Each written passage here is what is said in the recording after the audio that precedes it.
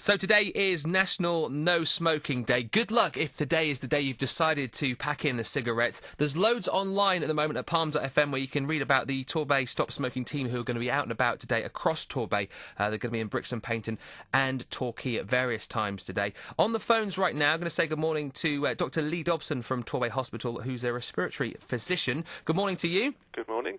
Lots of people, I guess, who do smoke look at today and think, right, today is going to be the big day. And I suppose it's as good as any day to kind of pack in the habit, isn't it, really? Oh, completely. I mean, there's just so many health implications from a smoking point of view that any opportunity we should grasp to try and help these people get off the cigarettes, really.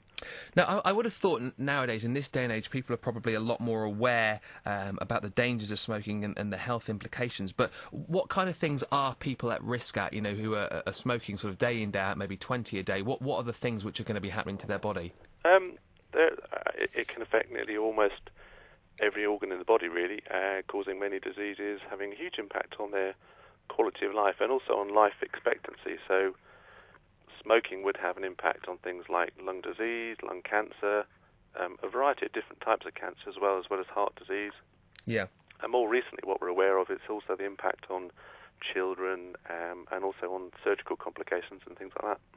And you hear a lot of people who smoke. Obviously, you have people who perhaps smoke 20, 40 a day, and there are a lot of people who say perhaps, oh no, I'm just a bit of a social smoker. I only perhaps have a cigarette when I'm out, with friends having a few drinks. But it's never good to have a cigarette, no matter whether you smoke 1 or 20 a day. Whatever it is, it's going to have an impact on your health, isn't it? Definitely. I mean, there's a relationship to the amount you smoke to a degree, but any single cigarette with all the toxins within it will have an impact on your health long term.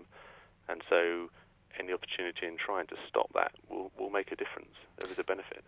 Are you surprised, being a physician in this, that so many people do still choose to smoke, knowing the risks? As I say, people are probably a lot more aware these days. Does that still surprise you, that the amount of people who do smoke? It does, actually, and even the fact that on the cigarette packets it's fairly blunt on what it tells you about its health risks on smoking kills, and despite that, still we have sort of 22-23% of the population smoke. And in a number of different areas, certainly within young ladies and young men, it's a growing problem, and that's why it's just trying to take the opportunity to promote it as much as possible and the risks that are out there. You mentioned the notes that are on the packets and I think the photos now as well that they have. Do you think since the smoking ban was enforced in this country as well that's helped to kind of force people almost to give up? I think so. I think, as you say, it is forced, trying to enforce it a bit, and certainly the ban on advertising seems to have made a difference on reduction of smoking across the country as well. So I think the initiatives they've put forward do seem to have made a difference. It's just trying to keep that momentum going, really, and that's really why we're trying to focus on some of the things in the area locally to really push it and promote it. And the National No Smoking Day programme has been going for a number of years, and it's just trying to encourage people as much as possible. Looking on the kind of upside of things, today's the day then that you decide to pack in the cigarettes. So you're a smoker, you quit today. What are the benefits? I mean, initially I guess you're going to see some health benefits, but I guess then over the long term you're really going to kind of see things changing within your body, aren't you? Yeah, there's a number of cosmetic things that occur very early on, but certainly from a hard health fact point of view, things like your risk of a heart attack will drop within a year to about 50% of previous risk. Your risk of lung cancer after about 10 to 15 years drops to just slightly higher than a non-smoker. So from those major sort of health implication areas, there is a benefit. Okay, in some cases it will take a number of years to resort back to normal, but there are significant benefits from coming off. And often people just feel better in lots of ways. Things like their breath, their number of colds they get, breathlessness, things like that can improve short term.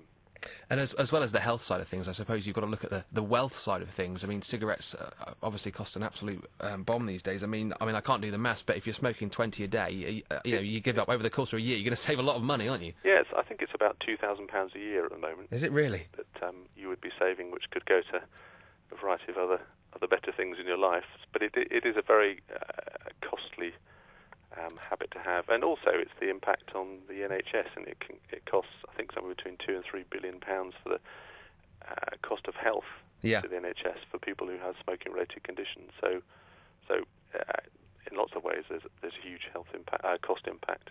So if you look at it like that, if you're a smoker smoking 20 a day, you know, save maybe £2,000, you're looking at a nice holiday then at the end of the year, then, aren't you, really? Yeah, definitely. What's obviously available on the NHS? I know people can find out a lot more today with the, you know, the things that are happening across Torbay, but what's available for people on the NHS who want to give up?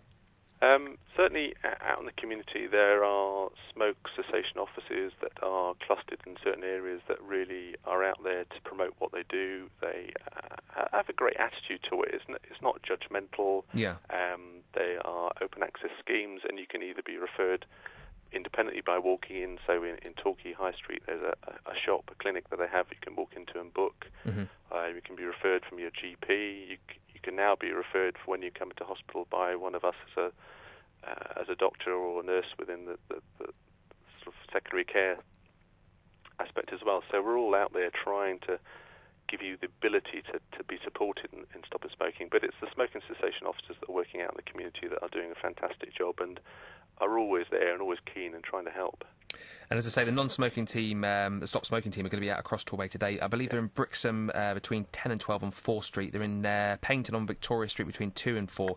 And Torquay Union Street between, I think, 11 and 1. There's also stuff going on at the hospital. Did you say somewhere they're having a sack race? I think in Torquay they are having a sack race with a number of the smoking cessation team that are involved in that as well.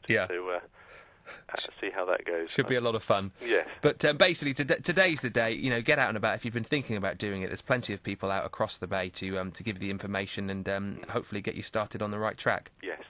Dr Lee Dobson from Torbay Hospital, thank you very much for speaking to us. That's